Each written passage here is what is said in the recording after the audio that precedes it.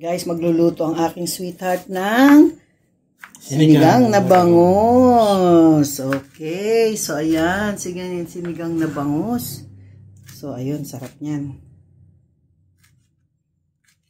Prepare muna lahat ng ingredients. Sibuyas, kamatis. Ano to? Bawang? Tapos ano yun? Luya? Luya. Sibuyas, kamatis, bawang at luya. Ayun yun eh. Diba? Ganon yun. So, pagkatapos niya, ano susunod na? Gigisahin lang. Gigisahin. Tapos? Lutong kubo yan.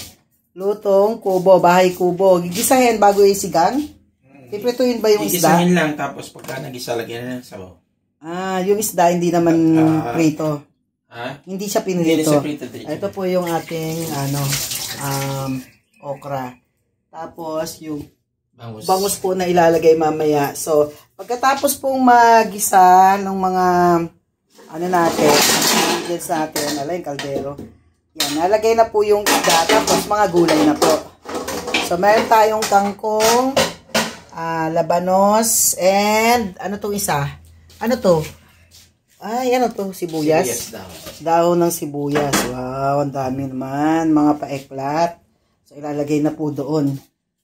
Gigisahin muna. Gigisahin muna ng ating master chef. Ang